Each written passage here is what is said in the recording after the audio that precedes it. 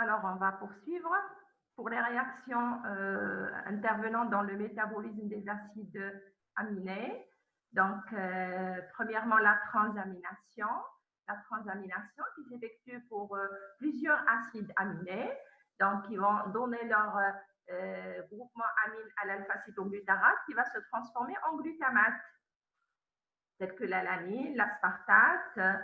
Le coenzyme impliqué dans cette réaction, c'est le phosphate de pyridoxale, dérivant de la vitamine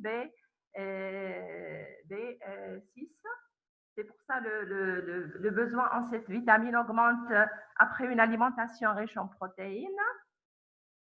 La réaction de transamination, elle consomme toujours de l'alpha-cytoglutarate qui devrait être régénéré. Comment? Par cette réaction de désamination qui s'effectue à partir de l'acide glutamique. L'acide glutamique, il est consommé, il est libéré sous forme d'alpha-cytoglutarique acide ou bien alpha-cytoglutarate. La réaction se fait en deux étapes. Premièrement, oxydation à NAD et deuxièmement, libération de l'ammoniac, libération de NH3 ou bien NH4+.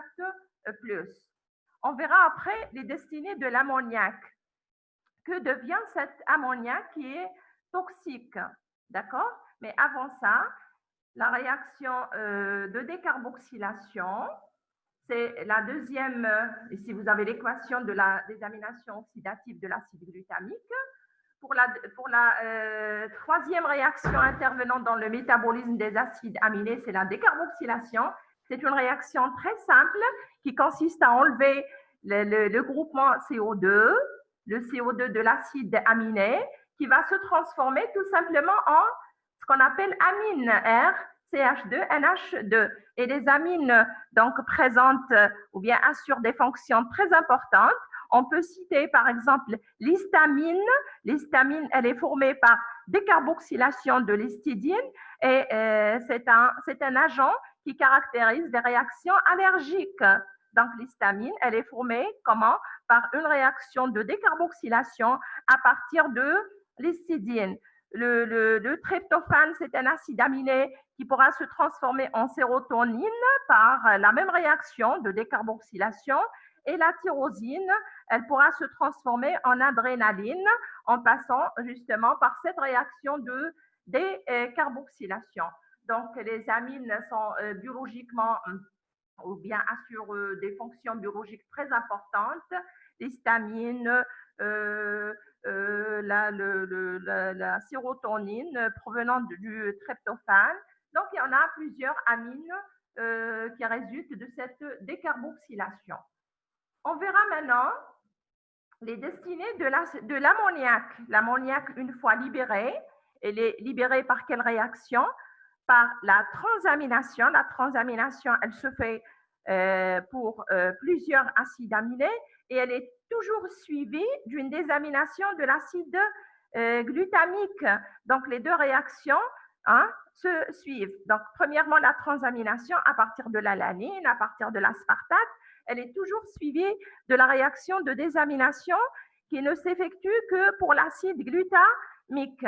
Donc, la désamination, c'est-à-dire le résultat de ces deux étapes, transamination plus désamination de l'acide glutamique, va donner cette équation. Par exemple, ici, on a l'acide aminé, R, CH, NH2, COH, par exemple, l'alanine, CH3, CH, NH2, COH, plus H2O, plus NAD+, ce qui nous intéresse, c'est la dégradation de l'acide aminé, donne l'acide alpha-cétonique, par exemple, pyruvate, plus NH3, plus NADH+.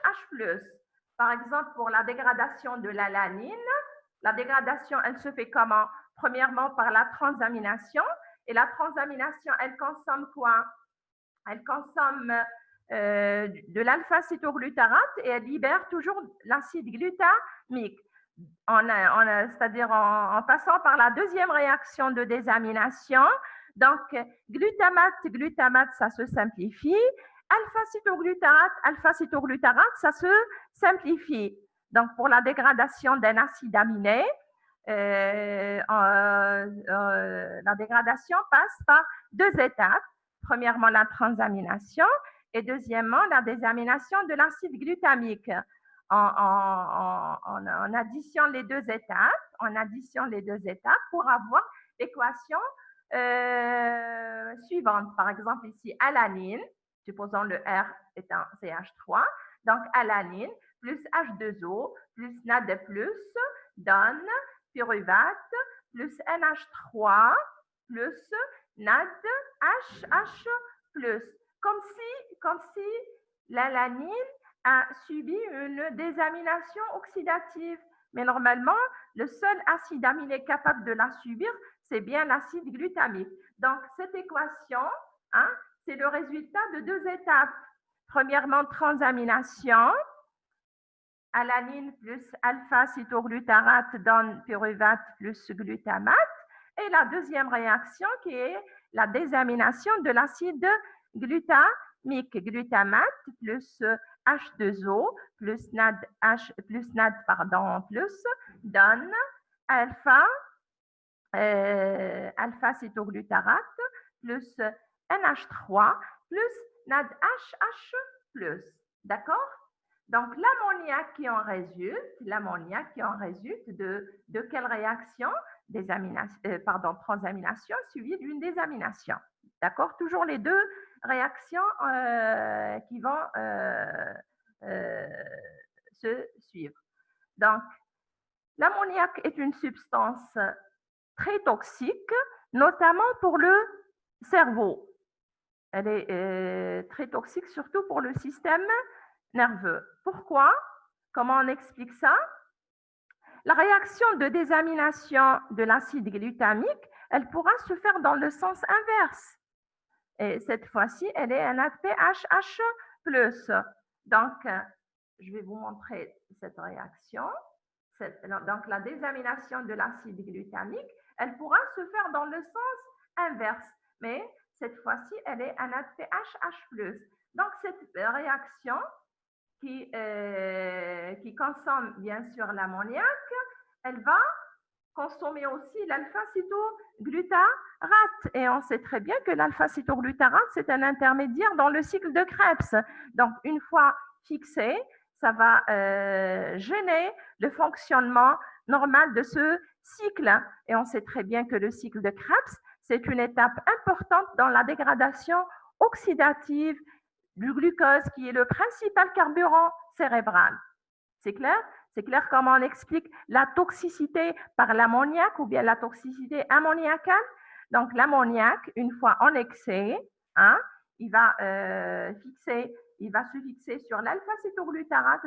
Donc, il va retirer l'alpha-cytoglutarate qui représente un intermédiaire du cycle de Krebs. Ça va empêcher le bon déroulement de ce cycle qui représente une étape importante dans la dégradation oxydative du glucose qui est le principal carburant pour le cerveau.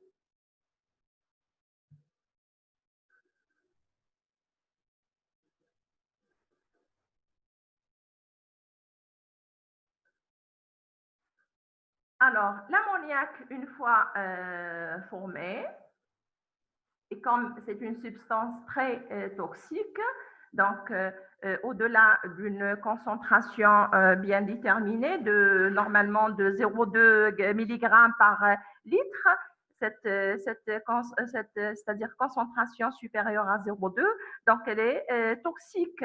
Donc, il peut être responsable d'un coma. Donc, pour la détoxification de l'ammoniac, la détoxification de l'ammoniac s'effectue comment? Donc, l'ammoniac, une fois formé, NH3, donc une fois libéré sous forme de NH4 normalement plus, il va se fixer sur le glutamate. Le glutamate, il est considéré comme un transporteur. Donc, le glutamate, il va se transformer en glutamine et on peut considérer le glutamine comme un transporteur non toxique de l'ammoniac. Donc, l'ammoniac, une fois formé, et pour ne pas avoir une toxicité ammoniacale, c'est-à-dire une hyperammoniémie, pour ne pas avoir une concentration au-delà de la normale de l'ammoniac dans le sang. Donc, cette molécule, ce composé, donc l'ammoniac, il va être capté par l'acide glutamique. On sait très bien que l'acide glutamique, c'est un diacide aminé qui est capable de se transformer en quoi? En glutamine.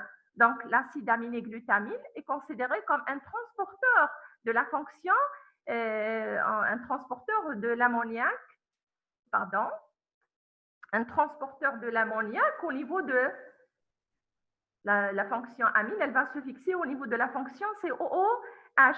Ça va donner une fonction amide. Ça va donner une fonction amide. La réaction de condensation de l'ammoniac, elle est ATP dépendante.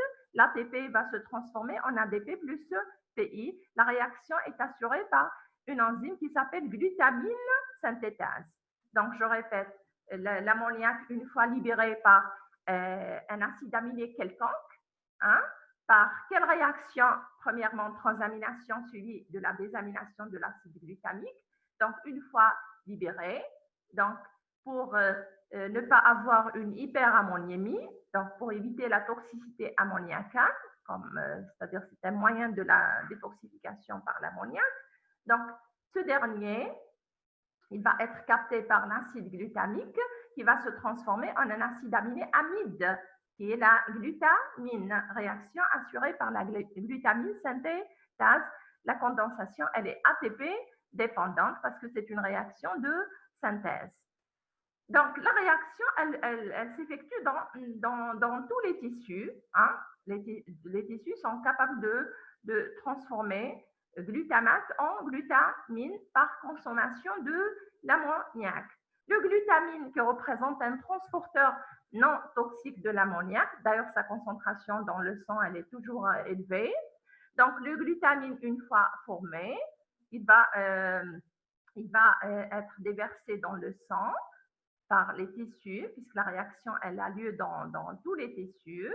Une fois formé, le glutamine il va être déversé dans la circulation sanguine. Il va se diriger vers deux organes, le rein et le foie. Une fois déversé dans le sang, il va se diriger vers le rein et le foie. Dans les deux organes, il y aura la réaction, on dirait la première réaction dans le sens inverse. Glutamine va se transformer en glutamate, c'est-à-dire l'acide aminé glutamine, il va libérer son ammoniac, c'est-à-dire la fonction amide va se transformer encore en une fonction acide. La réaction se fait par une simple hydrolyse, intervention d'une molécule d'eau dans les deux organes. La réaction est assurée par une enzyme qui s'appelle glutaminase. Donc, glutamine, une fois formée dans les tissus, il va être déversé dans la circulation sanguine pour se diriger vers deux organes, le rein et le foie. Dans les deux organes, il y aura la même réaction, c'est-à-dire glutamine en glutamate avec libération de l'ammoniac. Dans le rein, l'ammoniac libéré va être directement éliminé, hein, avec les urines, d'accord? Dans le rein, l'ammoniac qui en résulte par cette réaction, l'ammoniac qui en résulte va être directement éliminé avec les urines. Mais dans le foie, l'ammoniac qui est toxique va rejoindre l'uréogénèse, donc via cette voie, l'ammoniac va être converti en urée. L'urée, c'est une forme non toxique de l'ammoniac. D'accord? Et la présence de l'urée en grande quantité dans le sang indique, représente un indice d'une insuffisance rénale. Alors, je répète, pour l'ammoniac libéré par les acides aminés, il va se fixer sur l'acide aminé glutamate, réaction assurée par la glutamine synthétase. La réaction, elle est ATP dépendante. L'ATP va se transformer en ADP plus PI. Le glutamine qui en résulte va être déversé par les tissus dans le sang. Donc, il va par la suite se diriger vers le rein et vers le foie. Dans le rein, il est directement, enfin dans les deux organes, il y aura tout d'abord la réaction glutamine en glutamate avec libération de l'ammoniac. Donc, on aura libération de l'ammoniac dans les deux organes. Dans le rein, il est éliminé directement avec les urines. Et dans le foie, l'urée va rejoindre, l'ammoniac va rejoindre l'uréogenèse qui va le convertir en urée, c'est-à-dire en une forme non toxique de l'ammoniac. D'accord? Donc, pour les moyens de la détoxification ammoniacale, l'ammoniac se fixe sur l'acide glutamique pour donner naissance à l'acide aminé glutamine qui va être déversé dans le sang et qui va se diriger vers le rein et le foie. Dans les deux organes, il y aura la réaction glutamine en glutamate avec libération de l'ammoniac. Donc, l'ammoniac sera libéré dans les deux organes. Dans le rein, il est éliminé directement avec les urines et dans le foie, il rejoint l'uréogenèse, c'est-à-dire la voie qui va le transformer en urée.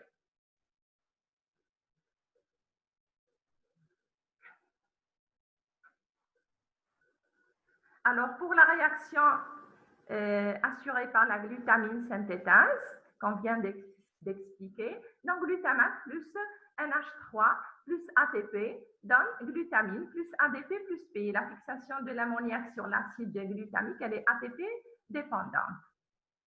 Pour la réaction assurée par la glutaminase, qui s'effectue dans le foie et dans le rein, donc elle est très simple, glutamine qui présente une fonction amide plus H2O. La fonction amide, c'est CONH2. CONH2, vous vous rappelez de la structure de l'acide aminé glutamine. CONH2 plus H2O va donner COH. L'acide glutamique est un diacide aminé qui présente une fonction acide au niveau de son radical plus NH3. D'accord? Alors, pour le cycle de l'urée,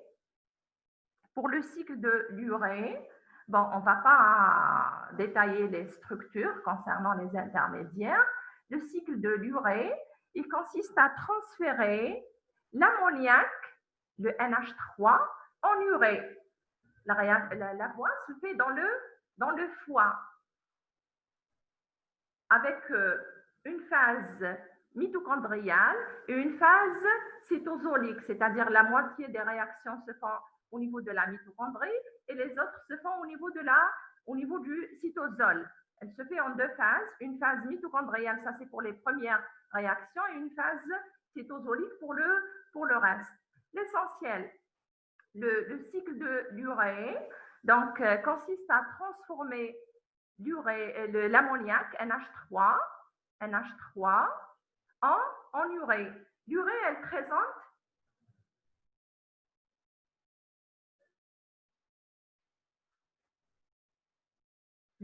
présente la structure suivante. Maintenant, ici, il y a un carbone central. CO, NH2, NH2.